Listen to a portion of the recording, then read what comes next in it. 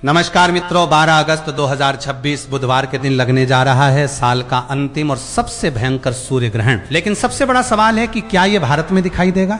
Social media और YouTube पर कई चैनल सिर्फ व्यूज के लिए गलत जानकारी फैला रहे हैं।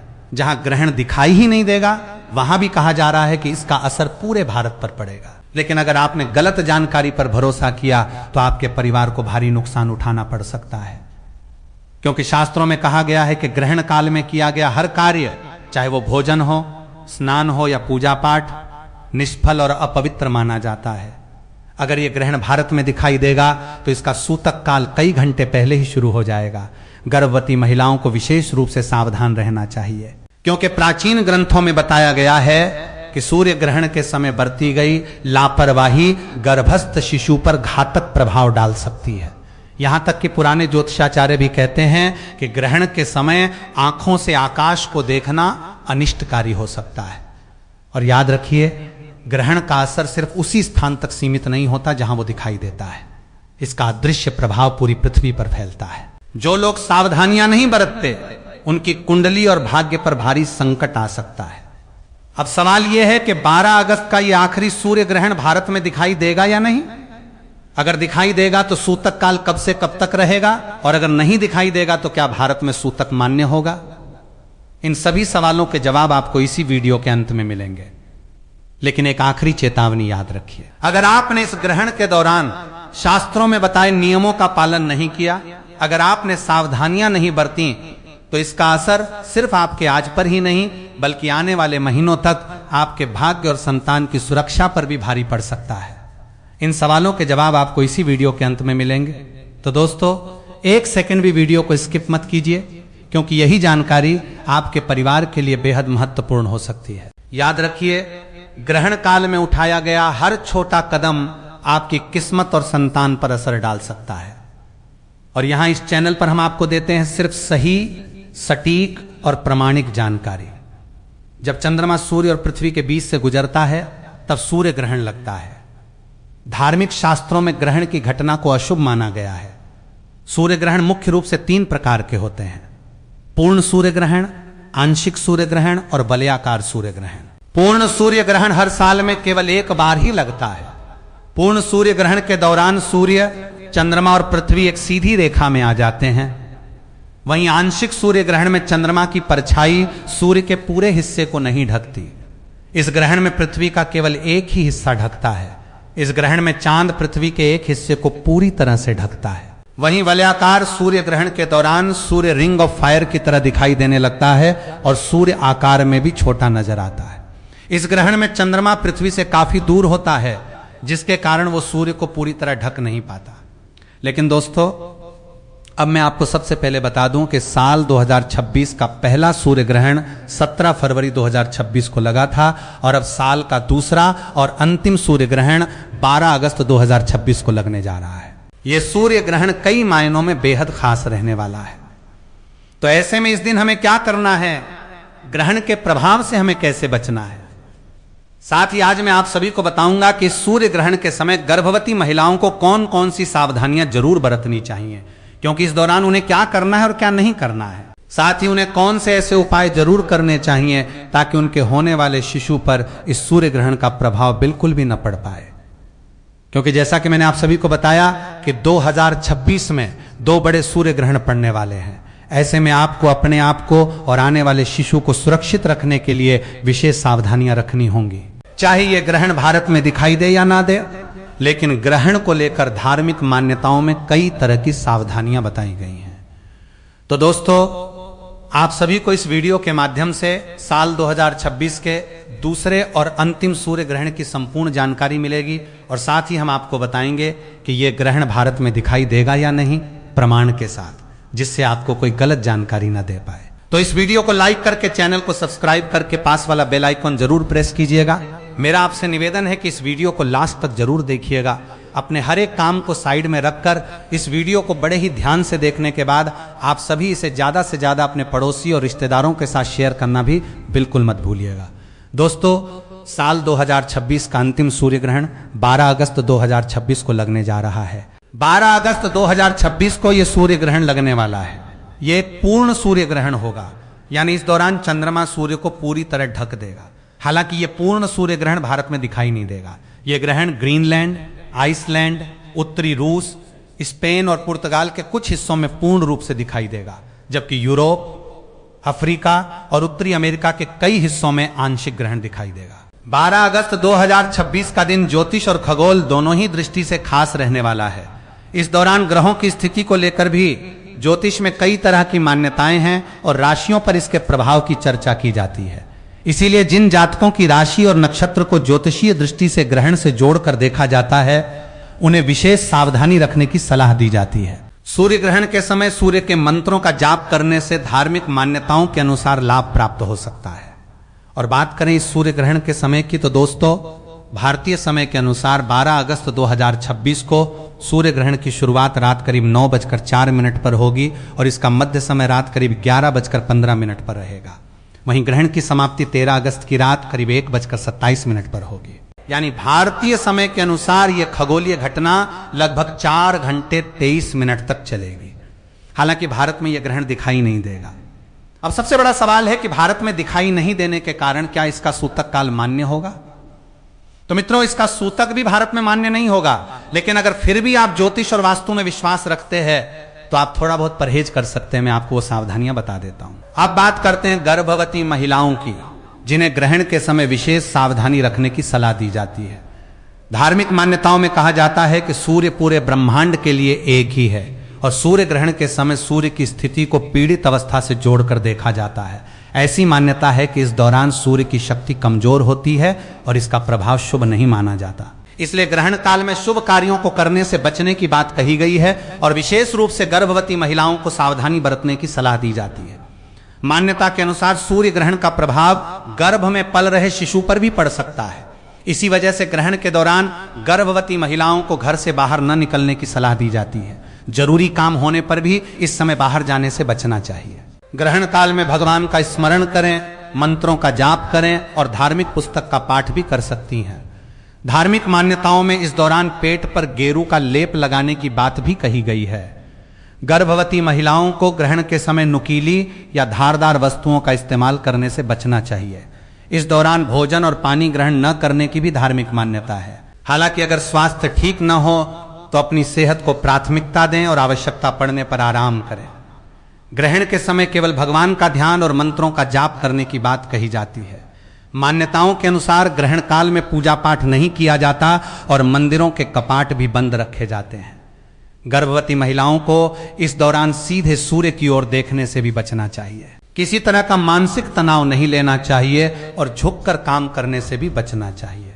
इस समय सुई धागे का इस्तेमाल, कढ़ाई या बुनाई करने से भी मना किया जाता है। कुछ धार्मिक मान्यताओं में यह भी कहा गया है कि ग्रहण के दौरान गर्भवती महिलाओं को धातु से बनी वस्तुओं का इस्तेमाल नहीं करना चाहिए और न ही उन्हें शरीर पर धारण करना चाहिए। ग्रहण समाप्त होने के बाद स्नान करना और घर में गंगा जल का छिड़काव करना शुभ माना जाता है। इसके साथ ही कपड़े बदल लेने की भी परंपरा बताई गई है। ग्रहण के दौरान भोजन बनाते समय छोंक या तड़का लगाने से भी बचने की बात कही जाती है। इसके अलावा धार्मिक मान्यताओं के अनुसार ग्रहण काल में पति पत्नी को शारीरिक संबंध बनाने से भी बचना चाहिए। ऐसा माना जाता है कि इस समय ऐसा करने से घर की सुख शांति और पारिवारिक वातावरण पर नकारात्मक प्रभाव पड़ सकता है। यदि आपकी कुंडली में किसी प्रकार का दोष है, विशेष रूप से राहु केतु का प्रभाव अधिक है, तो ग्रहण के समय घर से बाहर निकलने से बचें। मान्यता के अनुसार ग्रहण काल में तेल से मालिश करवाना भी उचित नहीं माना जाता, क्योंकि इससे त्वचा संबंधी परेशानियां होने की आशंका बताई गई है। दोस्तों, ग्रहण के समय तुलसी के पत्तों का भी विशेष महत्व माना जाता है। इस दौरान तुलसी के पत्ते तोड़ना अशुभ माना जाता है। इसलिए ग्रहण शुरू होने से पहले ही तुलसी के पत्ते तोड़कर भोजन, पानी और अन्य खाने पीने की चीजों में डालकर रख दें। कोशिश करें कि ग्रहण के दौरान रखा हुआ भोजन ग्रहण समाप्त होने के बाद इस्तेमाल न करें और उसे बाहर कर दें। अगर किसी कारण से उसे फेंकना संभव न हो तो उसमें तुलसी दल या कुशा डालकर रखा हुआ भोजन ही ग्रहण समाप्त होने के बाद सेवन करने की मान्यता है। ग्रहण समाप्त होते ही सबसे पहले घर की अच्छी तरह सफाई करें। घर में नमक के पानी से पोंछा लगाएं और पूरे घर में गंगा जल का छिड़काव जरूर करें। धार्मिक मान्यताओं के अनुसार ग्रहण के समय नकारात्मक शक्तियों का प्रभाव बढ़ जाता है। इसी वजह से इस अवधि में अनावश्यक यात्रा से भी बचने की सलाह दी जाती है। अगर कोई जरूरी काम न हो तो परिवार के सदस्यों को भी घर से बाहर नहीं जाना चाहिए। इसके अलावा सूर्य ग्रहण के दौरान कुछ विशेष बातों का ध्यान रखना जरूरी माना जाता है। मान्यता के अनुसार इस समय बालों में तेल लगाना, भोजन करना, पानी पीना और सोना वर्जित माना जाता है। बाल कटवाना, कपड़े धोना, बर्तन साफ करना, भोजन बनाना, ताला खोलना और दांत साफ करना जैसे कार्यों से भी बचने की बात कही गई है। हालांकि अगर आप बीमार हैं, बुजुर्ग हैं, छोटे बच्चे हैं या गर्भवती महिला हैं और आपको ग्रहण के दौरान खाने पीने की जरूरत पड़ती है तो अपनी आवश्यकता के अनुसार पहले से ही भोजन और पानी की व्यवस्था कर लें। धार्मिक मान्यता के अनुसार इन चीजों में पहले से तुलसी दल या कुशा डालकर रखना चाहिए। ऐसा करने से अन्न और जल के दोष से बचने और ग्रहण की नकारात्मकता से सुरक्षित रहने की मान्यता है। दोस्तों, सूर्य ग्रहण के समय किसी भी प्रकार के शुभ कार्य को करने से भी बचना चाहिए। इस दौरान पूजा पाठ, आरती और भगवान की मूर्तियों का स्पर्श करना भी निषेध माना गया है। कहा जाता है कि ग्रहण के समय प्रकृति बेहद संवेदनशील अवस्था में होती है, इसलिए पेड़ पौधों से फूल, पत्ते या अन्य चीजें तोड़ना भी उचित नहीं माना जाता। शास्त्रों में सूर्य ग्रहण के दौरान नाखून काटना, बाल कटवाना और दाढ़ी बनाना भी अशुभ बताया गया है। इसके अलावा मांस, मछली, मदिरा आदि का सेवन करने से भी बचना चाहिए। सिगरेट, शराब और किसी भी प्रकार के नशीले पदार्थों का सेवन नहीं करना चाहिए। ग्रहण के समय मनोरंजन करने से भी बचने की सलाह दी जाती है। कुछ लोग समय बिताने के लिए जुआ या ताश खेलते हैं, लेकिन धार्मिक मान्यताओं के अनुसार ऐसा करना उचित नहीं माना जाता। ग्रहण काल में किसी दूसरे व्यक्ति के द्वारा दिया गया अन्न खाने से भी बचना चाहिए और उतरे हुए या किसी दूसरे के पुराने वस्त्र पहनने से भी परहेज करना चाहिए।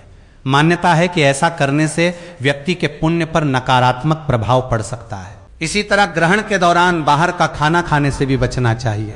इस समय सोने की भी मनाही बताई गई है। हालांकि गर्भवती महिलाएं, बुजुर्ग और छोटे बच्चे अगर इन नियमों का पालन करने में सक्षम न हो तो अपनी जरूरत के अनुसार आराम कर सकते हैं और भगवान का ध्यान करते हुए मंत्रों का जाप कर सकते हैं। ग्रहण के समय लड़ाई झगड़े से बिल्कुल बचना चाहिए। झूठ, कपट और मन में आने वाले बुरे विचारों से भी दूरी बनाकर रखनी चाहिए। ग्रहण काल में मन और बुद्धि पर पड़ने वाले नकारात्मक प्रभाव से बचने के लिए ज्यादा से ज्यादा भगवान का नाम लेना और मंत्रों का जाप करना शुभ माना जाता है। आप सूर्य ग्रहण के दौरान सूर्य देव के मंत्रों का जाप भी कर सकते हैं। एक सरल मंत्र मैं आप सभी को बता रही हूं जिसका जाप बच्चे, बुजुर्ग और बड़े सभी कर सकते हैं। असूर्याय नमः, अभास्कराय नमः। ग्रहण काल के दौरान इन मंत्रों का जाप करते रहें और जैसे ही ग्रहण समाप्त हो उसके बाद गंगा जल डालकर स्नान अवश्य करें। पूरे घर में झाड़ू पोछा अच्छी तरह से करें और घर के हर एक कोने के साथ साथ मंदिर में भी गंगा जल का छिड़काव जरूर करें। ग्रहण समाप्त होने के बाद आप सभी को दान भी जरूर करना चाहिए। किसी जरूरतमंद, गरीब या ब्राह्मण को अन्न, धन और वस्त्र का दान करें। धार्मिक मान्यता के अनुसार इससे पुण्य की प्राप्ति होती है और बुरे कर्मों का प्रभाव भी कम होता है। अब चलिए जानते हैं कि सूर्य ग्रहण के दौरान किन उपायों को करके आप अपने जीवन के कष्टों से मुक्ति पा सकते हैं, अपने कार्यों में सफलता प्राप्त कर सकते हैं और अपनी मनवांछित इच्छाओं की पूर्ति के लिए उपाय कर सकते हैं। मान्यता है कि इस दौरान प्रकृति काफी संवेदनशील होती है और ग्रहण के समय किए गए धार्मिक उपायों का विशेष महत्व होता है। धन लाभ के लिए इस समय श्री सूक्त का पाठ करें, इससे घर में धन धान्य की वृद्धि होने की मान्यता है। पैसों से जुड़ी परेशानियां, आर्थिक रुकावटें और कुंडली में मौजूद दोष दूर होने लगते हैं तथा जीवन में सुख समृद्धि आती है। ग्रहण समाप्त होने के बाद गौ माता को गुड़ और घी लगी रोटी जरूर खिलाएं, इससे घर में सुख शांति बनी रहने की मान्यता है। वहीं नजर दोष से मुक्ति के लिए ग्रहण के बाद काले तिल और सरसों के तेल का दीपक पीपल के वृक्ष के नीचे जरूर जलाएं। मान्यता है कि इससे नजर दोष से जुड़ी परेशानियां दूर होती हैं, चाहे नजर आपके रूप पर लगी हो, धन पर लगी हो या आपकी तरक्की पर। अगर आपकी कुंडली में सूर्य कमजोर स्थिति में है, मांगलिक दोष है या शनि दोष की समस्या चल रही है तो इसके निवारण के लिए सूर्य मंत्र का जाप करें। इसके बाद चांदी के बर्तन में दूध भरकर शिवलिंग पर अर्पित करें और फिर सूर्य देव को जल चढ़ाएं। स्वास्थ्य लाभ के लिए यदि परिवार में कोई व्यक्ति बहुत ज्यादा बीमार रहता है तो ग्रहण समाप्त होने के बाद तुलसी दल मिले, गंगा जल से स्नान करें और भगवान विष्णु का ध्यान करें। वहीं नौकरी और व्यापार में वृद्धि, सरकारी नौकरी की प्राप्ति या नौकरी में प्रमोशन की इच्छा रखने वाले लोग सूर्य ग्रहण समाप्त होने के बाद तुलसी माता के सामने शुद्ध घी का दीपक जलाएं और उसमें थोड़े अक्षत तथा रोली जरूर डालें। मान्यता है कि इससे नौकरी और व्यापार से जुड़ी परेशानियां दूर होती हैं और तरक्की के रास्ते खुलते हैं। चलिए अब जानते हैं कि 12 अगस्त 2026 का ये सूर्य ग्रहण कहां कहां दिखाई देगा। दोस्तों, ये सूर्य ग्रहण ग्रीनलैंड, आइसलैंड, उत्तरी रूस, स्पेन और पुर्तगाल के कुछ हिस्सों में दिखाई देगा। वहीं यूरोप, उत्तरी अमेरिका और अफ्रीका के कई हिस्सों में यह आंशिक रूप से देखा जा सकेगा। हालांकि 12 अगस्त 2026 को लगने वाला यह सूर्य ग्रहण भारत में दिखाई नहीं देगा। भारत के किसी भी शहर से यह ग्रहण दृश्य नहीं होगा। अब जानते हैं इस सूर्य ग्रहण के सूतक काल के बारे में। क्योंकि यह सूर्य ग्रहण भारत में दिखाई नहीं देगा, इसलिए धार्मिक मान्यताओं के अनुसार इसका सूतक काल भी भारत में मान्य नहीं होगा। यानी भारत में रहने वाले लोगों के लिए सूतक के नियम लागू नहीं होंगे। हालांकि यदि आप अपनी धार्मिक मान्यता और श्रद्धा के अनुसार ग्रहण के समय परहेज रखना चाहते हैं तो आप ऐसा कर सकते हैं। वहीं जिन स्थानों पर यह ग्रहण दिखाई देगा वहां स्थानीय धार्मिक मान्यताओं के अनुसार ग्रहण और सूतक से जुड़े नियमों का पालन किया जा सकता है। हालांकि यह सूर्य ग्रहण भारत में दिखाई नहीं देगा, लेकिन ज्योतिषीय मान्यताओं में ग्रहण का प्रभाव हर राशि और कुंडली से जोड़कर देखा जाता है। ज्योतिष के अनुसार सूर्य ग्रहण को महत्वपूर्ण घटना माना जाता है और इस दौरान सूर्य देव की स्थिति को पीड़ित अवस्था से जोड़कर देखा जाता है। तो इस सूर्य ग्रहण का आपकी कुंडली और राशि पर क्या प्रभाव पड़ेगा? अगर आप ये जानना चाहते हैं तो कमेंट सेक्शन में अपना नाम, डेट ऑफ बर्थ और अपनी राशि जरूर लिखें। आपकी राशि के अनुसार सूर्य ग्रहण से जुड़ा जो उपाय बनता होगा वो मैं आप सभी को कमेंट सेक्शन के माध्यम से बता दूं।